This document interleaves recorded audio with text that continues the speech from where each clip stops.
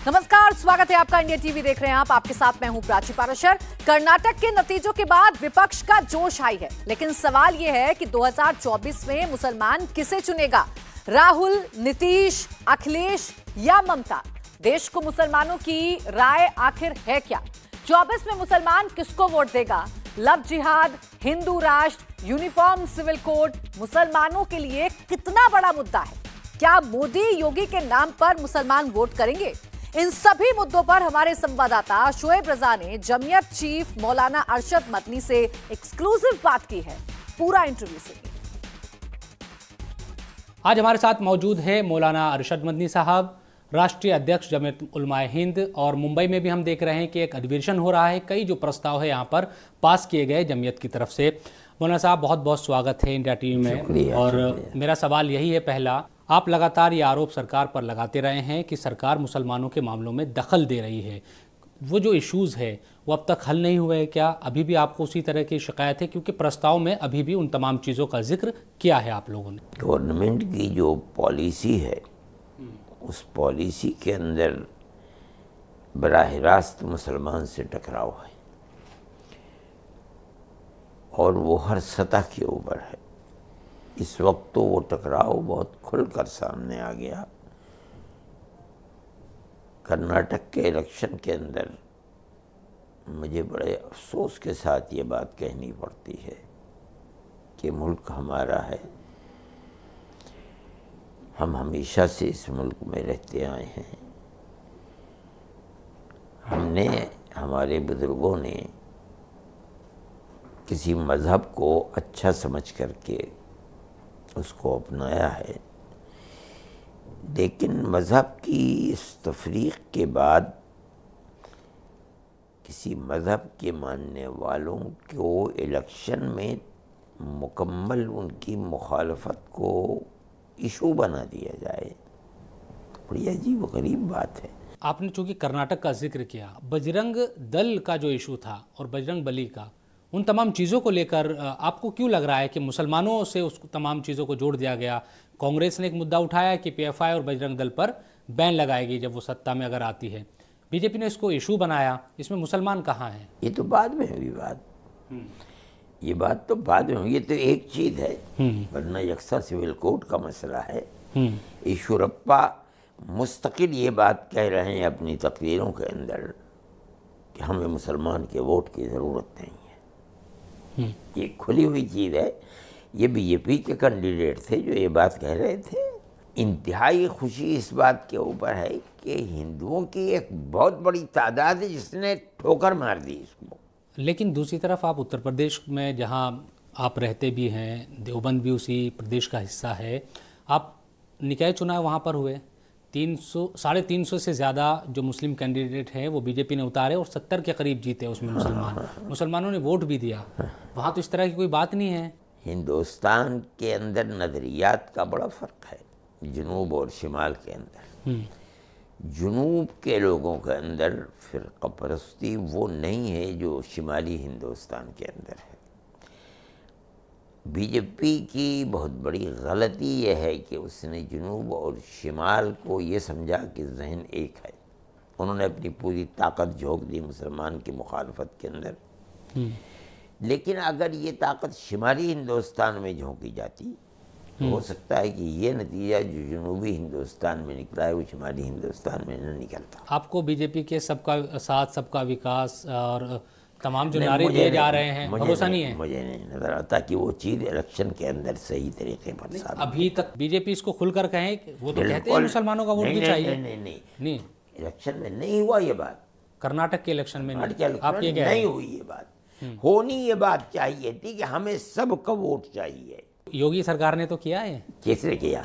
योगी सरकार ने चुनाव कहाँ हुआ है? ये तो एक, देखिए, ये चुनाव तो दूसरी चीज़ है।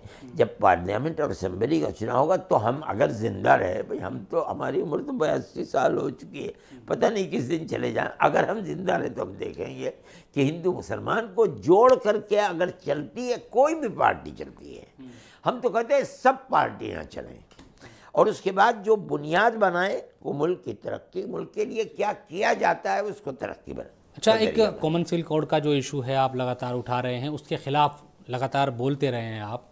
अभी लग रहा है कि जो दो बड़े मुद्दे हैं जिनको लेकर हम देख रहे हैं कि बातें होती है, एक तो यूनिफॉर्म सिविल कोड है, एक जनसंख्या कानून को लेकर जो बात, आपको लग रहा है कि बीजेपी या सरकार इस मामले पर अब कानून लाने वाली है? आप लोग एतराज़ जताते हैं और ये भी कहते हैं कि बहुत बड़ा तबका और भी, सिर्फ मुसलमान नहीं बल्कि और भी लोग इससे प्रभावित होंगे, लेकिन ये एक मैसेज जाता है कि मुस्लिम जो धर्मगुरु है, मुस्लिम नेता है, वो इसकी मुखालफत सबसे ज़्यादा करते, सबसे ज़्यादा जो परेशानी है कॉमन सिविल कोड के मसले पर वो मुसलमानों को है। मतलब ये कि हमारा एक मजहबी मसला है। हम मज़हब के साथ 1400 साल से अपने इस मुल्क के अंदर जिंदा हैं। आज हमसे कोई ये कहे कि गवर्नमेंट का उसूल ये बनेगा कि आपको अपने मज़हब को छोड़ करके गवर्नमेंट के बनाए हुए कानून पर चलना होगा, ये हमें मंजूर नहीं है। हम इसको अभी तो ड्राफ्ट भी नहीं आया, कहते हैं लोग कि ड्राफ्ट पे बात हो, ये इससे कोई मसला नहीं। मैं कहता हूँ गवर्नमेंट की आला से आला लीडरशिप जब स्टेज के ऊपर हज़ारों नहीं लाखों आदमियों के सामने, आज तो जो चीज़ कही जाती है वो लाखों आदमियों के सामने होती है, कह रही है ये बात कि हम यकसान सिविल कोड को नाफिज करेंगे, लेकिन उसमें होगा क्या मैं नहीं जानता हूँ क्या। इससे कोई बहस नहीं, ये तो हो गया कि मुसलमानों के खिलाफ है। नहीं, लेकिन सवाल ये उठाए जाते हैं फिर कि ये कैसे मान लिया जाए जब तक आप ड्राफ्ट नहीं देखेंगे, कोई चीज़ लिखी हुई। मैं नहीं कहता हूँ क्या नतीजा है और क्या ड्राफ्ट है उसका। जबान से जो बात निकलती है वो ये है कि हम अगर आएंगे तो हम यकसान सिविल कोड को लेकर के आएंगे, लेकिन उसके अंदर क्या क्या होगा ये तो नहीं पता ना। नहीं जानते क्या हो। यकसान सिविल कोड का मतलब ये है कि जो हमारा अपना मजहब है और मजहब के अहकामात हैं वो ख़त्म हो जाएंगे। यकसान सिविल कोड का मतलब यही है कि जितने मज़ाहिब के मानने वाले हैं उनके लिए एक ही चीज़ होगी, हालांकि हमारे मजहब के एतबार से दूसरे मज़ाहिब से ऐसे अहकामात हैं चीज़ के अंदर जो अलग हैं। असम के जो मुख्यमंत्री है वो तो इस बात को कह रहे हैं कि हम 4 शादियाँ तो नहीं होने देंगे अब। अरे भैया कि आप क्या मतलब है, ऐसा लगता है जैसे सारा हिंदुस्तान में हर मुसलमान 4 शादियाँ ही करता है। आप बम्बई को देख लीजिए, कई मुसलमान हैं जिनके पास 4 बीवियाँ होंगी। अरे भाई एक बीवी का रखना मुश्किल होता है, 4 बीवियों को कौन रखता है। ये तो वैसे ही जैसे लव जिहाद का नारा दे करके एक मुसलमानों के खिलाफ एक तहरीक चला डाली है, इसी तरीके से ये भी है 4 शादियाँ। कौन 4 शादियाँ करता है। अभी एक film I the Kerala story, जिसके लिए आप उसके खिलाफ सुप्रीम कोर्ट के भी गए थे और सुप्रीम कोर्ट ने भी हालांकि उसको तमाम राज्यों में रिलीज़ करने का हुक्म दिया है, अभी तमिलनाडु और बंगाल में भी। तो वो क्या झूठ है क्या? बिल्कुल, आप ऐसा मानते हैं? तो अगर झूठ नहीं थी तो ये पहले कहा गया था कि 30,000 या 50,000 लड़कियां जाकर के और हिंदुस्तान छोड़ कर के चली गई, जाके दहशतगर्दों के साथ शाम के अंदर और लेबनान के अंदर मिल गई हैं। उसको फिर उस थ्योरी को क्यों मिटाया गया? बहुत सारी लड़कियां तो अभी भी सामने आई हैं कि नहीं, मैं ये कहता हूँ जो उन्होंने 30,000 या 40,000 कही थी, जब कहा गया कि इसके डाटा को, तो सिर्फ 2 निकली, शायद उन्होंने उसको ख़त्म कर दिया। क्यों ख़त्म कर दिया उसको? नहीं, मजहब तब्दीली या धर्म परिवर्तन का इशू तो एक बड़ा मुद्दा है या नहीं है? नहीं, ये दूसरी चीज़ है धर्म का, ये इसमें कोई बात नहीं। अगर किसी को ये धर्म अच्छा नहीं लगता और वो अपने धर्म को अपनाती है, अपनाए, मर्द हो या औरत हो, इससे कोई बहस नहीं। उन्होंने धर्म को, हिंदू लड़कियों ने इस्लाम धर्म को अपनाया, इस्लाम धर्म को अपना करके वो दहशतगर्दों के अंदर जा करके शाम और लीबिया लेबनान के अंदर मिल गई। ये है मसला। तो ये इस मसले को अगर साबित कर सकते हैं तो साबित करें, उन्होंने साबित नहीं किया, इसका मतलब यह है कि झूठ का पुलंदा है। क्या इस तरह की रिपोर्ट नहीं है क्या कि बहुत बड़े पैमाने पर धर्म परिवर्तन हो रहे हैं या मज़हब तब्दील किया जा रहा है किसी भी तरह से? इसको कैसे आप देखते हैं? क्योंकि एक है मज़हब को तब्दील करना, एक है मज़हब को तब्दील कराना, इसमें बहुत बड़ा फ़र्क है। जो सूरत हाल चल रही है वो चलाने की चल रही है, मज़हब तब्दील कराने की चल रही, करने की नहीं है। अगर कोई औरत या मर्द ये कहता है कि मैं अपनी मर्जी से इधर से उधर जा रहा हूँ, जाए, उसका नजरिया। लेकिन इस तरह की खबरें आती है कि बहलाकर, फुसलाकर, लालच देकर ये तमाम चीज़ें हो रही है, ये आरोप लगते रहे हैं। हम नहीं समझते हैं कि ये चीज़ है, और अगर है तो गलत है वो चीज़। कई राज्यों में कानून बने हैं, आपको पता है कि कानून तो इस बुनियाद पर नहीं बने हैं, बुनियाद पर यह बनी है कि लव जिहाद मुसलमान कर रहा है, हालांकि न ये कोई शरीयत की इस्तिलाह है। हमने तो अपनी ज़िंदगी के अंदर कभी इसको सुना भी नहीं था, जब से बीजेपी सरकार आई है तब से लव जिहाद। तो लव जिहाद नहीं होता कुछ, कोई चीज़ नहीं, इस्लाम के अंदर कोई बुनियाद ही नहीं लव जिहाद की, न ये कोई तहरीक है, न ये कोई लफ्ज़ है, ये लफ्ज़ भी गलत है। लव जो लफ्ज़ है ये किसी ज़बान का है, जिहाद किसी दूसरी ज़बान का है। इन्हें ये भी पता नहीं है कि इन दो को कैसे मिलाया जाएगा, ये मिलाना भी गलत है, ये कोई लफ्ज़ ही नहीं है, न इस्लाम की किसी किताब। लेकिन कई राज्यों की सरकार ये मान रही है, कह रही है कि वो ऐसा हो रहा है और लोगों को पकड़ा जा रहा है। गलत मान रहे हैं। मुसलमान का कभी ये शेवा नहीं है कि वो किसी को बहला फुसला करके हिंदू बनाए। अच्छा, आपकी मुलाकात कुछ साल पहले मुझे याद है मोहन भागवत जी से हुई थी, उसके बाद आप हरिद्वार भी गए थे, साधु संतों से मुलाकात हुई थी, और ये भी आपने कहा था कि ये जो राब्ता है या संपर्क है वो बना रहना चाहिए, एक दूसरे से बातचीत का सिलसिला। वो कहाँ थम सा गया, फिर इतने सारे इख्तलाफात थम नहीं गया। मैं मोहन भागवत जी से उस वक्त मिला था, फिर अभी मिला हूँ मैं हरिद्वार जा करके, उनसे भी मिला हूँ। तो मैंने मिल करके बातें की हैं आपस में कि हमारा कोई बौद्ध नहीं है, दूरी नहीं है, हम सब धर्म वालों के साथ मिलते हैं। हमारा नज़रिया तो जमीयत उलमा का नज़रिया यही है, हम किसी एक धर्म के हैं, दूसरे धर्म वालों से न मिलें, हमारा नज़रिया ये नहीं, हम सबसे मिलते हैं। तो किन किन मुद्दों पर बातचीत होती है? कुछ ऐसे तो इश्यूज होंगे जिस पर एक सहमति बने। अब मेरी मोहन भागवत जी से जो बात हुई थी वो बहुत बुनियादी चीज़ ये थी कि हमारा ये मानना है कि हिंदुस्तान के सब रहने वाले एक कौम है। ये बात आनी मुसलमान बीजेपी को वोट देगा, ये दूसरी बात। अगर बीजेपी का तर्ज अमल ये होगा जो मैं कह रहा हूँ, मुसलमान वोट देगा बीजेपी को। और दूसरी पार्टियां फिर क्या करेगी? कांग्रेस, ममता बनर्जी, ये सब क्या करेंगे? वो जाने अपना क्या करेंगे, बीजेपी क्यों नहीं कर रही है। अच्छा, जिस तरह से आपने बताया कि हरिद्वार भी आप गए, साधु संतों से मुलाकात हुई, कई मुद्दों पर बातचीत हुई, लेकिन आप फिर कहते हैं जो सुप्रीम कोर्ट का फैसला आया अयोध्या में के मामले में, लेकिन आपका जो जुमला था बाकायदा वो ये था कि ताकत की बुनियाद पर मस्जिद को तोड़कर मंदिर बना लिया गया। तो फिर सुप्रीम कोर्ट का फैसला, ये बातचीत, कई लोगों को ऐतराज़ है कि आप बात ही नहीं मान रहे सुप्रीम कोर्ट की। तो क्या कह रहे हैं सुप्रीम कोर्ट की, क्या बात नहीं मान रहे हैं हम? सुप्रीम कोर्ट ने फैसला दिया कि वहाँ मंदिर बनेगा तो बन रहा है। नहीं, सुप्रीम कोर्ट के जो इब्तिदाई दिन से लेकर के जो मुकदमा चला था उसकी बुनियाद ये थी कि मस्जिद अपनी जगह पर है या मस्जिद मंदिर को तोड़कर बनाई गई है। वहाँ ज़मीन की खुदाई की गई, देखा गया कि ज़मीन के अंदर मस्जिद की कुछ बाकियात मिली, मंदिर की या नहीं मिली। अगर कुछ दावा किया गया तो सुप्रीम कोर्ट उसको नहीं दे। सुप्रीम कोर्ट ने कह दिया कि ये मस्जिद अपनी जगह पर है, बाबर ने किसी मंदिर को तोड़कर मस्जिद नहीं बनाई। सुप्रीम कोर्ट ने कह दिया कि जिन लोगों ने इसमें बुत रखा और मस्जिद को तोड़ा उन्होंने गलत हरकत की है। ये दो चीज़ें मुसलमानों के हक़ में। अब उसके बाद ये कहते हैं लेकिन हम मस्जिद अखाड़े को यानी मंदिर बनाने वालों को देते हैं। इसका मतलब ये है कि कानून की बुनियाद के ऊपर फैसला नहीं किया गया, आस्था की बुनियाद के ऊपर किया गया।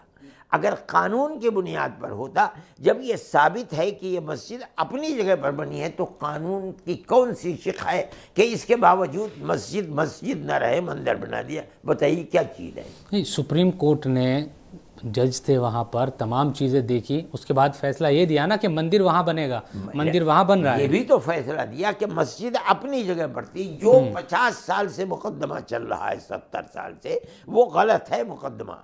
हमारा मौक़िफ़ सही है कि बाबर ने मस्जिद की जगह पर बनाई है, मंदिर की जगह पर। जब मस्जिद अपनी जगह पर बनी है क्यों दे दी जाएगी? अभी काशी और मथुरा में भी आप देख रहे हैं कि वहाँ भी कानूनी लड़ाई चल रही है, तो वहाँ आपको लग रहा है कि आने वाले दिनों में कुछ नहीं, आने वाले दिनों में क्या होता है मैं इसको नहीं जानता हूँ, ये तो अल्लाह ही जानता है। लेकिन जिधर लेकर चलना चाहते हैं फ़िरक़ापरस्त ताकतें जिधर लेकर चलना चाहती हैं वो सही रुख नहीं है। लेकिन वो तो अदालत का ही रास्ता है। नहीं, अदालत क्या कहती भाई, अदालत ही ने तो आस्था की बुनियाद के ऊपर बाबरी मस्जिद को मंदिर बनाया है, अदालत यहाँ भी कर सकती है। हम तो कहते हैं कि वो हमारी अदालत है, हम इस मुल्क के रहने वाले हैं, मुल्क की अदालत अगर कोई फैसला, खामोश हो जाएंगे, हम खामोश हो गए। काशी और मथुरा में भी खामोश हो जाएंगे, बिल्कुल। क्या करेंगे, अदालती फैसला मानेंगे, अदालत के सामने हम खामोश हैं। लेकिन ये तारीख है, ये कहा जाता है कि बहुत सारे मंदिरों को तोड़ा गया। गलत है, वो तारीख से क्यों इतिहास नहीं है। हिंदुस्तान के अंदर कोई जगह की कमी है जिसके अंदर मस्जिद बनाई जाती? आज ये बात कही जा रही है, पहले तो जो इतिहास लिख के गए हैं और जो इतिहास गलत इतिहास है।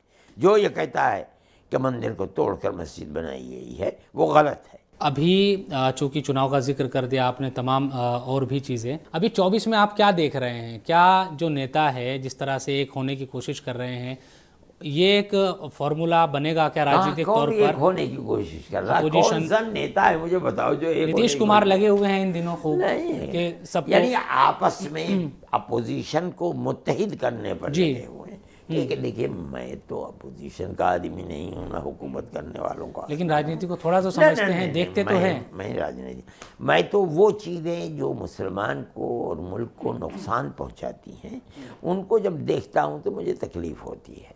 लेकिन आपने अभी पिछले दिनों रामलीला मैदान में बयान दे दिया था क्या, और उसको लेके बड़ा हंगामा हुआ था। नहीं, कोई हंगामे की चीज़ नहीं थी, कोई पढ़ा लोग मंच छोड़ के चले गए थे। नहीं, वो तो ना अल्लाह को मानते हैं ना। उन्होंने वही कहा था कि मैं अल्लाह और ओम को नहीं मानता।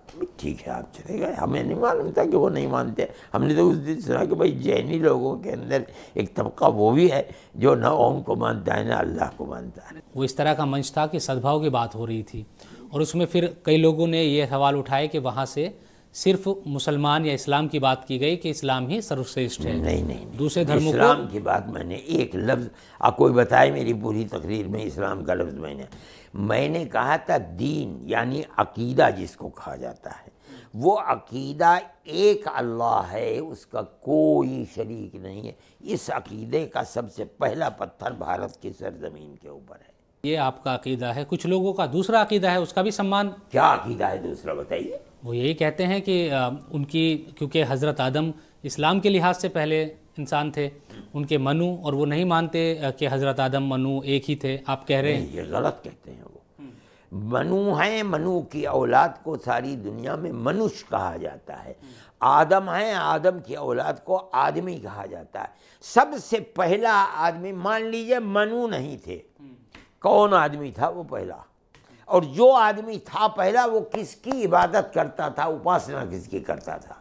जिसकी वो उपासना करता, न राम थे न लक्ष्मण थे, कोई नहीं था। किसकी उपासना करते थे? जिसने उनको जन्नत से नीचे उतारा था, चाहे मनु है चाहे कोई और है, वो जिसकी उपासना कर, हम उसी की उपासना करते हैं। आपने अल्लाह और ओम को भी एक कहा। ये मैंने नहीं कहा, ये मैं वेद से साबित कर दूंगा। आखिरी मंत्र वेद का ये ओम और अल्लाह एक है। अच्छा हज़रत, आखिर में एक ये सवाल, आपके पास क्या ऐसा फॉर्मूला है कि आपसी मोहब्बत ज़्यादा बढ़ेगी या ये तमाम चीज़ें हो? क्या ऐसा? मेरे भाई फार्मूला बिल्कुल साफ और सुथरा है। बिल्कुल प्यार और मोहब्बत की बात करो, नफरत की सियासत मत करो। लोग तो कहते हैं कि हम बरसों बरस से जुल्म हुए हम पे। हाँ, कौन कहते हैं? किसी ने जुल्म किए? कहते हैं कि मुगलों से लेके उससे पहले भी लगातार जुल्म सितम ढाए गए। कोई नहीं कह सकता कि तारीख बता दे कि मुगलों ने किसके ऊपर जुल्म किया है। अगर वो जुल्म करते तो 800 साल नई दुनिया में जिंदा रह सकते, और अगर किया उन्होंने जुल्म, हम उसको कंडम करते हैं। प्यार और मोहब्बत के सिवा दुनिया में रहने का कोई और तरीका नहीं है। चलिए, बहुत बहुत शुक्रिया इंडिया टीवी से बात करने के लिए। इंडिया टीवी हर वक्त हर जगह डाउनलोड करने के लिए सर्च करें India TV news Google play store या ऐप स्टोर पर।